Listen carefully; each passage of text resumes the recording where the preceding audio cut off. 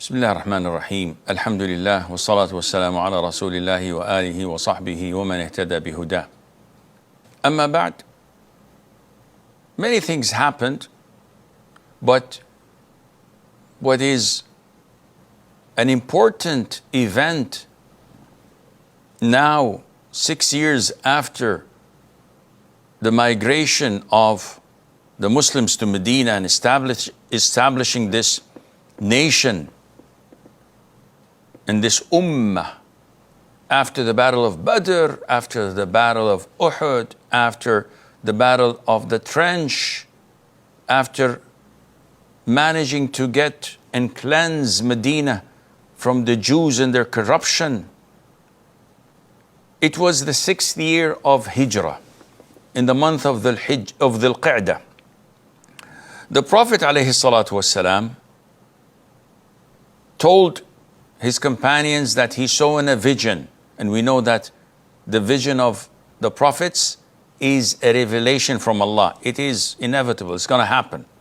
He told them that he saw himself with his companions entering the masjid of Mecca, al-Masjid al-Haram, and going round the Kaaba in tawaf.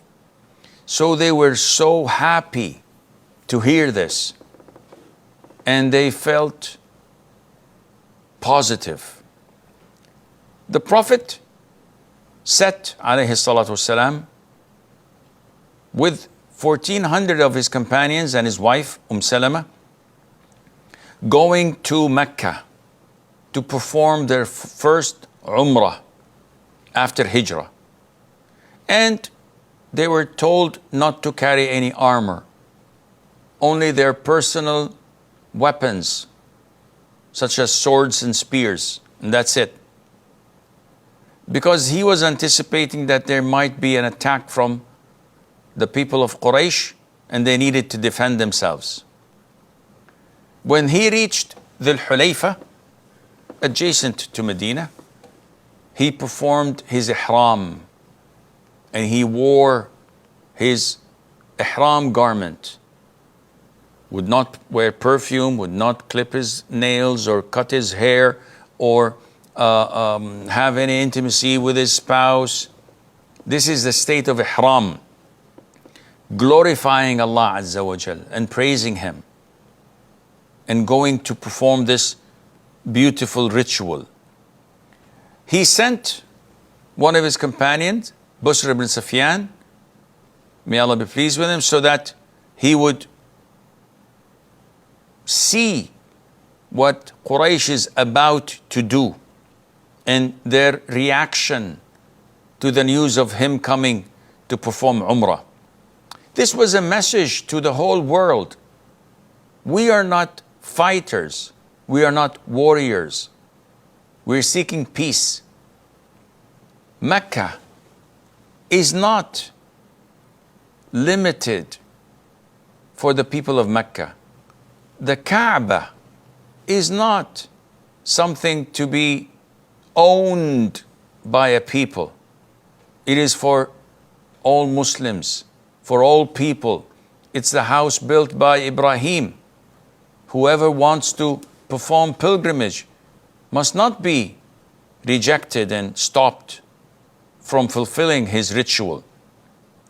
This was the message to the whole world. So when Busr went, he heard of the news that Quraysh is adamant to stop any such advancement for the Muslims and to block them from completing their ritual. So the Prophet again, ﷺ, consulted his companions, where Abu Bakr, may Allah be pleased with him, told him that we should move on and proceed with our Umrah.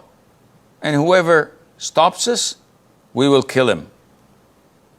So the Prophet said, move on by the name of Allah. And when they reached Al-Hudaybiyah, all of a sudden, Al-Qaswa, and this was the name of the Prophet's camel, sat on the ground and refused to move.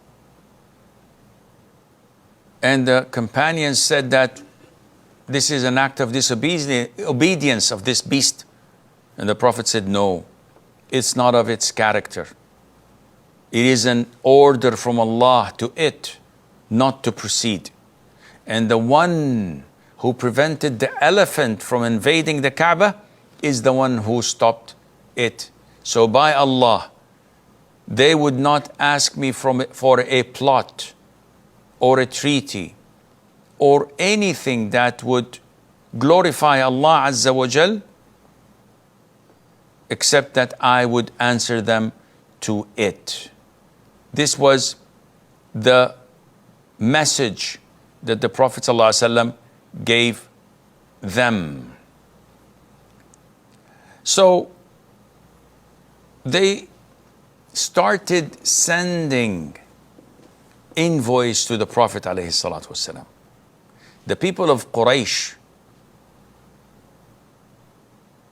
were confused. First of all, it was totally unacceptable to allow the Muslims to come and perform their Umrah. That would be a stab in the heart to them. And it would give the message to the whole of Arabia that the people of Quraysh are unable to defend themselves. Yes, they're not coming as conquerors, they're not coming to fight, but still, their arrogance could not accept this. At the same time, they were afraid and scared to be invaded if they were to fight the Muslims. They've seen what a number of men could do to a whole army. And they were terrified that if they were to fight the Muslims, that the Muslims would annihilate them. So they were confused. They did not know what to do. So they kept on sending envoy after an envoy.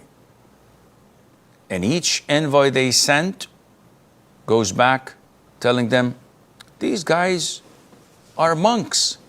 These guys are worshiping God. They have no ill intent. Why stop them? We've seen them. We've checked them out. They're legit. And they don't have any armor on them except their personal weapons that everybody has. So don't stop them.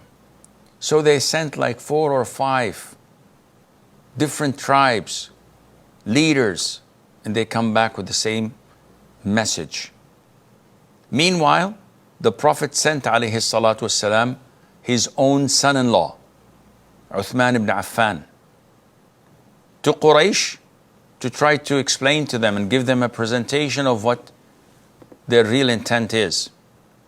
And the people of Quraysh received Uthman well because he was from Bani Umayyah and he had a huge clan that protected him. So they've heard from him and they even offered him to do his Umrah as a goodwill gesture. But Uthman would not, saying that I wouldn't do it when the Prophet is prevented from it, alayhi salatu wassalam. Meanwhile, it was said that Uthman met some of the Muslims who were prevented from migrating.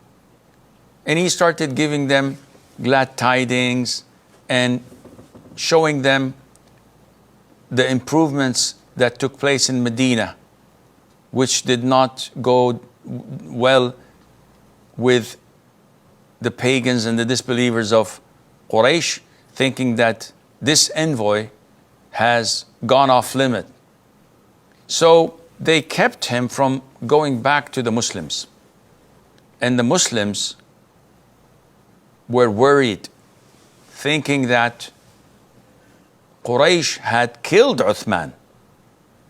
They would do this and nothing would stop them. So the Prophet ﷺ took from them a pledge and a vow to die while fighting.